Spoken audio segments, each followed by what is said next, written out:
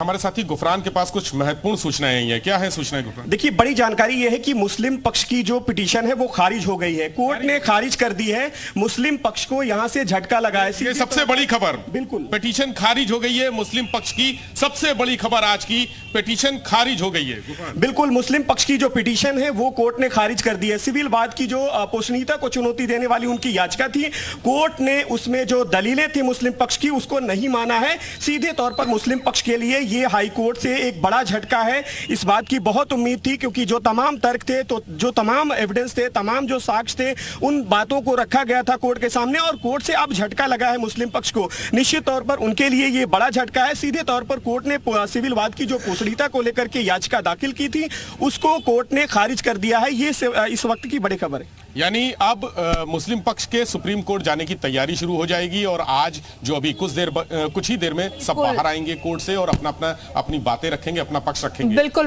बिल्कुल बिल्कुल। इस वक्त की बड़ी खबर देखिए, बड़ी खबर इस वक्त की हम आपको बता रहे हैं, इस पूरे मसले से जुड़ी हुई। मुस्लिम पक्ष की याचिका को खारिज कर दिया गया, यानी कि मुस्लिम पक्ष जो है सुप्रीम कोर्ट का रुख कर सकता है। मुस्लिम पक्ष की याचिका जो भीतर फैसला आया था, हाई कोर्ट ने खारिज कर दिया इस याचिका को। इस वक्त की सबसे बड़ी खबर आपको बता रहे हैं। 10 बजे इस पूरे मामले को लेकर फैसला, जैसा कि हम बता रहे थे, आना था। तमाम जज अंदर बैठ चुके हैं, दोनों पक्ष अंदर जा चुके हैं और सबसे बड़ी खबर इस पूरे मसले को लेकर सामने आई है कि मुस्लिम पक्ष की जो नीतीश, मुस्लिम पक्ष की याचिका खारिज हो चुकी है निश्चित तौर पे, और हिंदू समुदाय कहीं ना कहीं जिस उम्मीद में था वो उम्मीदें पूरी होती हुई दिखाई दे रही है। वाद की पोषणीयता को लेकर जिस तरह से मुस्लिम पक्ष लगातार दावे कर रहा था और आप भी अभी कह रहे थे कि रोड़े अटकाने का प्रयास है, अब खारिज हो चुकी याचिका हाईकोर्ट से। कहीं ना कहीं हिंदू समुदाय के लिए बढ़िया खबर, अच्छी खबर और आपके लिए भी कहीं ना कहीं राहत देने वाली खबर। हर पूरे देश का हिंदू समुदाय प्रफुल्लित है, हर्षित है। और मुस्लिम समाज जो हर चीज में रोल अटकाता है, हमारी न्यायालय के पटल पर आते ही वह खारिज हो गया। हम सभी हिंदुओं में हर्षित है, सभी सनातन देश के सनातन धर्म में हर्ष व्याप्त है। जो है ये लगातार कहते हैं कि सिविल का उसमें हवाला देते हैं, इसके साथ ही कहते हैं प्लेसेस ऑफ वर्शिप एक्ट। ये जो अपने कि आखिर इसके पीछे मंशा क्या है? सिर्फ अटकाना और भटकाना या सिर्फ भटकाना? देखिए, उन्हें मालूम है कि हमारे देवाधिदेव महादेव प्रलयंकर शंकर के आराध्यश्वर को तोड़ के मस्जिद तामीर के नमाज पढ़ते हैं, जबकि ये जायज नहीं है कुरान की दृष्टि से भी और आध्यात्मिक दृष्टि से भी। और वह आने वाला दिन जब यह तलवारों के बल पर हमारे आराध्यश्वर को तोड़े थे, हम मानी न्यायालय के माध्यम से, कानून के माध्यम से, संविधान के माध्यम से, हम कर्म के माध्यम से रेक्टिफाई कर रहे हैं। और यह दिन आएगा, पुनः हमारा भव्य मंदिर, हमारा ज्योतिर्लिंग हिंदू समाज को मिलेगा और हम दर्शन पूजन करेंगे। अभी और भी मामले हैं सोहनलाल जी, और उन मामलों को लेकर कितनी उम्मीद है? जिस तरह से कहा जा रहा है एसआई सर्वे पर रोक के लिए अपील की है, 2 ऐसी पिटीशन वहां पर दाखिल की गई है, तो ऐसी स्थिति में क्या लग रहा है, उनमें भी फैसला आपके पक्ष में आएगा, ऐसी उम्मीदें हैं? बिल्कुल बिल्कुल। साक्ष्य को आज क्या प्रत्यक्षम के प्रमाण सारे साक्ष्य सबके सामने है।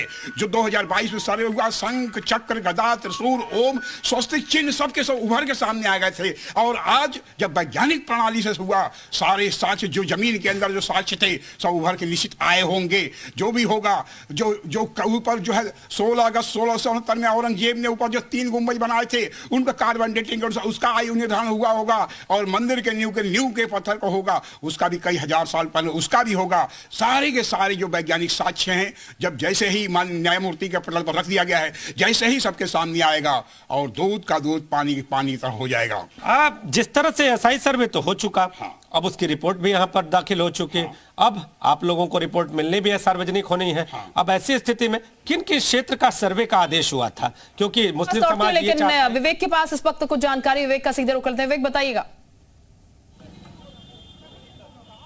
जी देखिए, गुफरान हमारे साथी हमारे साथ हैं और उनके पास जो जानकारी आई है, सबसे पहले उन्होंने बताया कि मुस्लिम पक्ष की याचिका खारिज हो गई है और 3 याचिकाएं, यानी जो पोषणीयता से संबंधित याचिकाएं थी वो 3 अलग अलग थी, सुनवाई हुई और तीनों को ही खारिज कर दिया गया। गुफरान, अब बाकी जो 2 याचिकाएं हैं?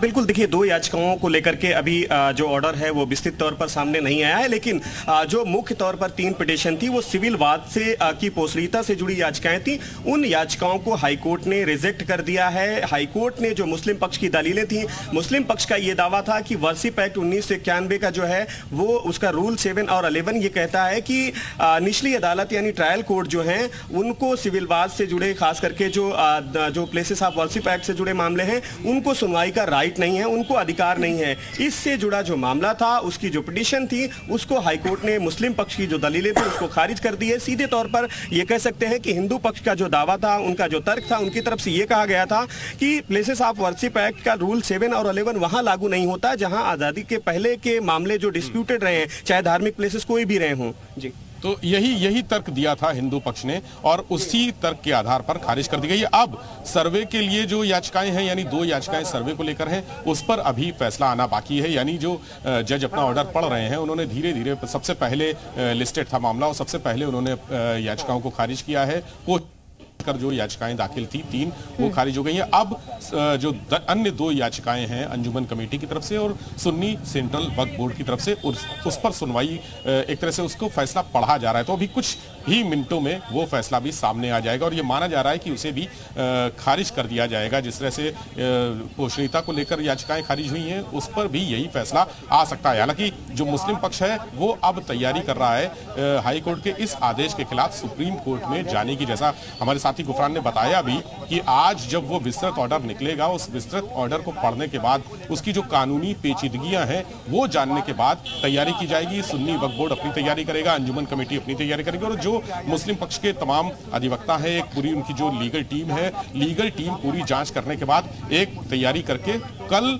या उसके बाद सुप्रीम कोर्ट जा सकती है। तो गुफरान अभी अंदर से चूंकि समय लगातार तेजी से बढ़ रहा है, 15 मिनट हो चुके हैं, अब तो फैसला पूरा पढ़ लिया गया। बिल्कुल, फैसला जो है वो कोर्ट ने पूरा पढ़ लिया है। एक बड़ी जानकारी ये है कि निचली अदालत को कोर्ट ने ये डायरेक्ट किया है कि इनसे जुड़े जो मामले हैं मुस्लिम पक्षकार जो अपनी दलीलें हैं, जो अपने तर्क हैं वहां रखेंगे और 6 महीने के अंदर ये पोषणीयता से जुड़े जो मामले हैं उसको निचली अदालत को तय करना है 6 महीने के भीतर। अभी विस्तृत ऑर्डर, देखिए ये बड़ी जानकारी गुफरान दे रहे हैं। 6 महीने का समय भी अदालत ने, हाईकोर्ट ने तय कर दिया है। 6 महीने के अंदर अंदर सारा डिटेल देना होगा। बिल्कुल, जो निचली अदालत है वाराणसी की जो ट्रायल कोर्ट है उसको 6 महीने के भीतर जो पोषणीयता से जुड़े मामले हैं उनको तय करना है। क्या ग्राउंड है, अभी इसका ऑर्डर जो है विस्तृत तौर पर आना बाकी है, लेकिन 6 महीने का एक जो टाइम बॉन्ड होता है वो भी दिया है। तो ये फौरी तौर पर कह सकते हैं कि मुस्लिम पक्ष के लिए कुछ राहत जरूर है, लेकिन जो उनकी सीधे तौर पर डिमांड थी कि निचली अदालत को सुनने का राइट नहीं है, वहां पर मुकदमा नहीं चल सकता,